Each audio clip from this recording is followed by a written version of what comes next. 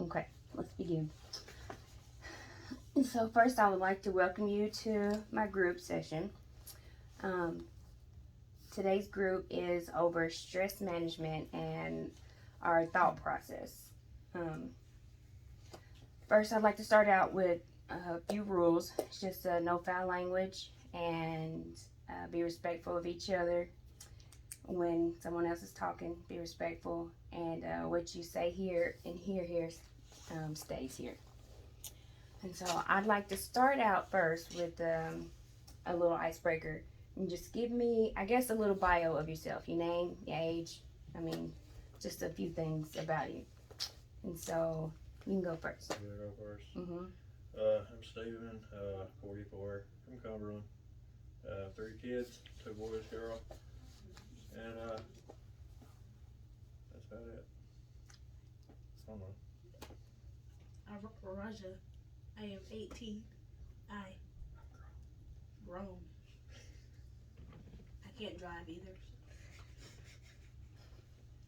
Is that your fun fact? Yeah, I'm back, can't drive. Pick it up. I'm Abby, 19. I also can't drive. That's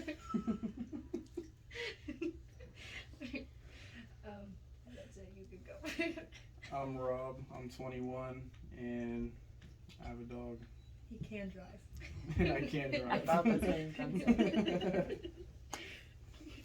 I'm Tamara. I am 39. Have 4 kids, and I am a substance abuse counselor. And so,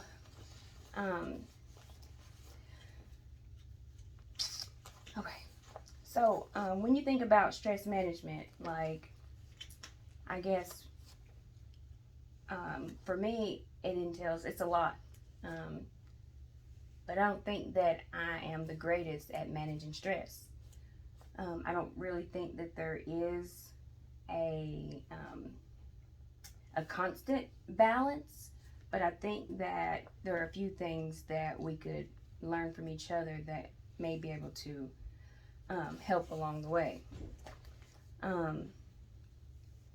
So, like, for me, whenever I am, I guess, it doesn't matter what the person is going through when I start a session with them.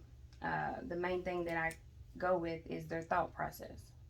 So I thought today that I would try the same thing and start with, your thought process with managing your stress. And so whenever, I don't even know, whenever you think of stress, what's the first thing you think about? Like in which way? Negative, positive? I actually would like a negative and a positive, if you, either or. Well, it's according back in the past, I would act aggressive when I was stressed out. Today, I try to take the past and learn from it and try to go about it a different way. I try to find some other way to get rid of that energy, a healthier way. Right. Yeah. How do you deal with stress? Negative would be I have anxiety attacks and I freak out. A positive,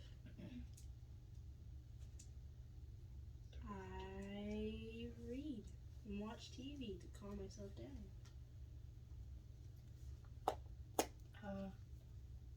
A negative, I lash out at the people I care about. But a positive thing is that I've learned to take a breath and walk away instead of. Before or after? You saying that you've learned to. Like, I've learned to just take a breath and, like, agree to disagree and walk away. That's A negative, sometimes I'll tend to just shut people out. And a positive, more or less, I'll just listen to music or go for a drive. That's good. I would say my negative would be avoidance. I can do that in many ways. I avoid people. I avoid situations. I might even avoid emailing someone just because it stresses me out what the outcome could be or having to stop and do it. So avoidance is one of my biggest things that I do that's bad. And then positive, I practice, I think, self-control with being able to stop and breathe a little bit better than I used to be able to do. And so, do you think that, everybody does not have to answer, doesn't have to participate, just kind of like just a conversation. And so, do you think that your thoughts control how you feel? Yes. Why? Because when you start thinking of things that could bother you, it could put you in a bad mood. Or things that make you feel good, like a happy memory, can make you feel better than what you did before if you feel bad. Your thoughts control your feelings.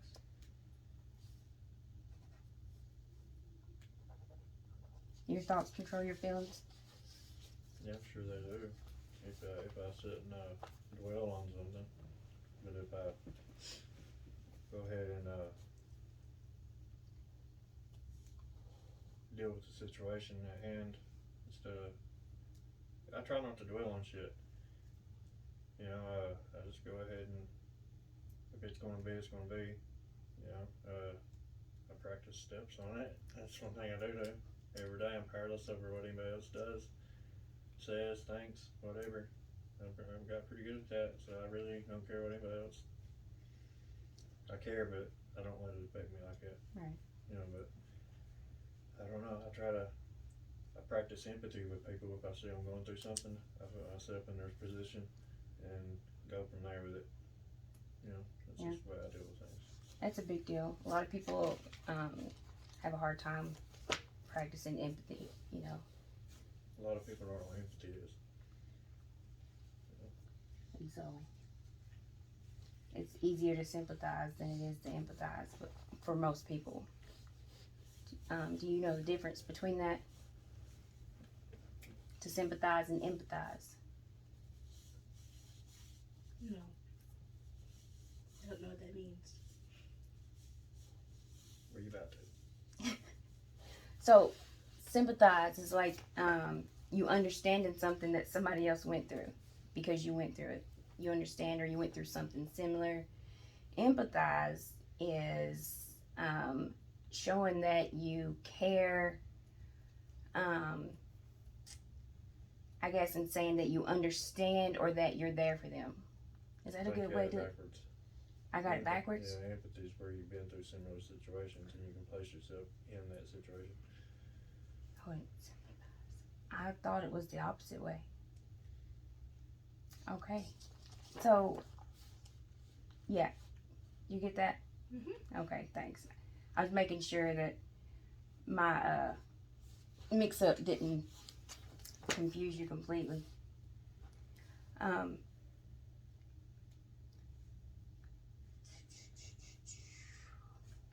For me, I most definitely think that my thoughts control how I feel. But I've always been on the more positive side most of the time. That's just how I kind of have lived, because I've noticed that also my mood can affect other people's mood around me. So even sometimes when I'm not in a good mood, I fake to be in a good mood just to help the whole atmosphere. Yeah. And so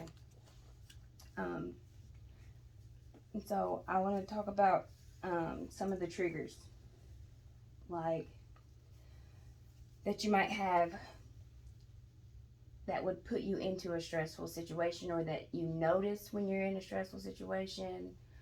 And so what I mean by that is like, I know that when the kids used to get home all at the same time, that was a complete trigger, and I did not cope with that very well at all. It was I did not have good stress management. I knew it, and I just was completely negative about it. So when they came home and you have 4 kids trying to tell you stories about school and one about a trip and one about something else, and then I would just completely lash out and just put them all out. And so I had to learn to do it differently. They couldn't all come straight to me after as soon as they got home. So that was it took me a long time.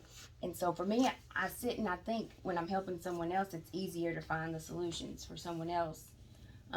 That's why I thought that this group session would be good, because getting to hear how other people deal with things, or the different things that people, have stress about, because there's certain things that I totally would stress about that Stephen doesn't even notice or recognize it as being a issue or at all. And so I tend to be an overthinker, so I stress a lot. But so my trigger is allow myself to get overwhelmed. Of course, putting myself in situations around people that I know I probably shouldn't be around. I think that there's certain places and people I shouldn't be around because they're going to aggravate me anyways, and I don't want to let anybody's actions alter my mood.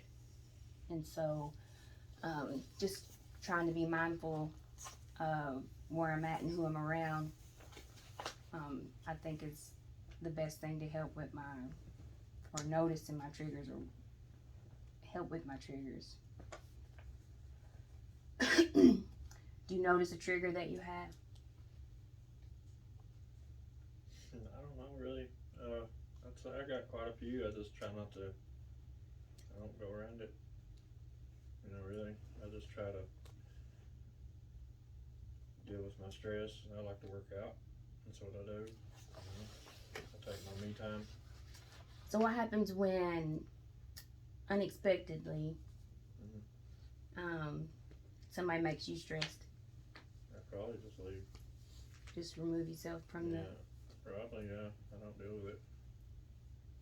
I figure I've dealt with it enough in the past. I ain't got to do it anymore. Right. Just remove myself. It's the easiest way. Go work out. I don't know. And so do either of y'all have something that you know that triggers you? People. Like People. Too many people. Okay. Social anxiety. Yes. Just no people in general. Just people in general? People in general is a trigger for me. Driving. Driving is a trigger for both of us. We So can't do drive. y'all have do you have road rage? Yeah. You? Yeah. No, but I do cry when I get in the car and I'm by myself. I have really bad road rage. I get irritated very easily. I'm a very angry person. I have a short fuse. That's why people irritate me, and they're a trigger for me.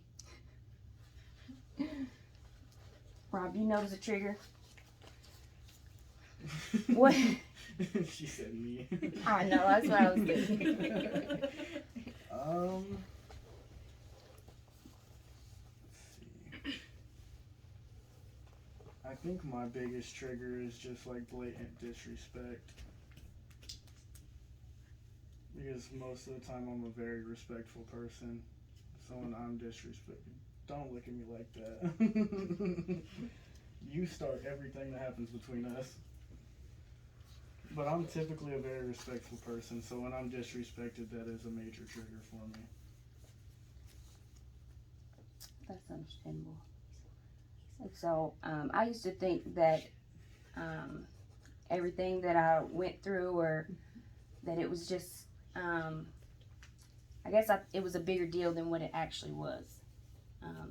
My overthinking makes things worse, but when I started going to groups, it was a really big eye-opener for me, because I seen people that was a lawyer, and one was a judge's wife and a pastor's wife, and I seen all these people that I think, in my mind I'm thinking the great life, and we all shared and had the same exact type of problems. Same things stressed them out that stressed me out. Same problems that I'm going through and that make me mad made them mad. And that was one of the biggest things that helped turn my thought process around was just realizing like everything wasn't detrimental, first of all, and seeing that, I guess, normalizing stress, normalizing problems was a really big deal. And so being able to see other people go through the same things that you go through or something similar, or especially something that you would never have imagined them going through, it kind of just puts you on a different level of understanding.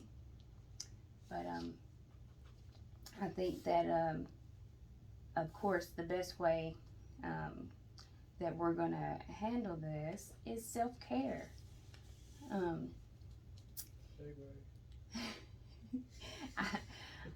I don't practice self-care very well, but there's a lot of things, not just self-care, but there's a lot of things to help with, stress management. Making a schedule helps, having a plan, getting things ready a day before when you can. Prepare yourself for when you feel a certain way of the action that you're going to take. You're either going to breathe and stand there and keep talking, but when you purposely tell yourself something like that, you can control how you feel in a situation. And so, but one of the best things is practicing self-care, because that can mean a lot of different things. Self-care used to be, for me, was to take a drive in my car with the top down and the music on. But I haven't had my car for a while. But that was my favorite thing to do. I didn't care if there was someone with me, and I did not have a destination. Just as long as I could get in my car and turn the music on. So I guess for me I was de-stressing, and it was my self-care, because I love music and I love my car. So I was just out and enjoying, not having to think about what was going on or what was making me stressed, and also remove myself from the situation if I was that stressed. But self-care lately, there was none. But last week I went and got my nails done, so that's a start. But normally I don't. I say I'm too busy, I'm too tired, I got too much to do. I have work, I have school, I have homework. But you have to stop and take time for self-care, or you're not going to be able to manage the stress. It's really important to practice self-care. What are some things that y'all do for your self-care besides working out? That's about all that. Oh, sorry. Go ahead. It's okay. My makeup, doing other people's makeup, getting dressed up for no reason and taking pictures, getting my nails done, doing a self-care. Okay, hold on. Slow down. Say it again. Makeup. Doing my makeup, doing Okay, other so- people's makeup, taking showers, long showers. That's your self-care? Yeah. Okay. And what else? Doing my hair, doing other girls' hair, getting my nails done, which I did, got the first time with you, gang. Shopping. Shopping used to be a trigger for me. I was depressed and didn't know it, and I would go shopping. I couldn't control things. I couldn't control the kids. I couldn't control my husband. I could not control anything. But I could control the dollar that was in my hand and what I spent it on. And that was a hard process. That was,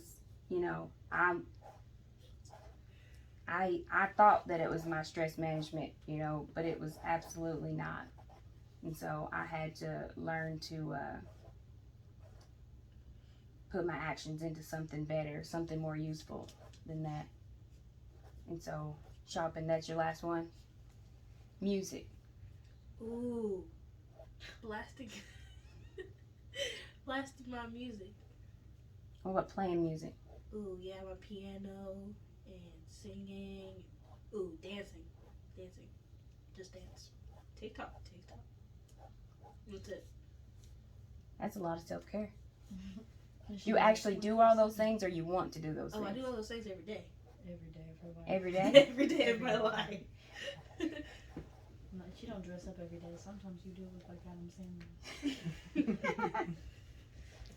Okay. What do you do for self-care? I make Kai go take a drive with me, like I did the other night. Or I feed myself. No, that's my self-care, y'all. I love food. Food makes me happy. It does. Like comfort food. Yeah. And music. Like biscuits. Like, no. What? You said comfort food. Girl, biscuit, shut up. A soup is a comfort food. Oh. Like, soul food, I guess. I don't know. Chicken. They didn't ask you. Tomato and bacon. Shut up. I don't like tomatoes. Robert. Your turn. I'm done. I'd probably say I'm on the same train with like music, especially. That's one of the main things. When it's not cold outside, a lot of times I'll go for like runs with my dog. I see people running by here. I just tell them to run for me because I ain't. That's not really an option for me, Do another lap for me. right? Get some in for me. No, that's all good things. It's just important to be mindful of your thoughts. When you have more positive things that you're thinking about, it helps the outcome in so many ways. You can get up and give yourself some positive affirmations, you know. I have said I'm awesome for many years. I didn't feel like I was awesome, but I said it long enough to where I feel awesome, or I became awesome, because that's where I'm at now. No one couldn't tell me any different, but it took a long time to get to that point. But I think that you can be positive enough to change your thinking, change your words, change what you do, and the others around you. I think those things are important. So it's important to be mindful of our thoughts and how they impact our emotions and our actions. By recognizing and challenging the distorted thoughts, we can improve our mental health and our mental well-being and enhance our relationships with ourselves and others. And so I just, I hope that y'all take something out of this, you know, and that it's helpful for you in some kind of way. And I thank y'all for coming to my group session. That's it. Good job.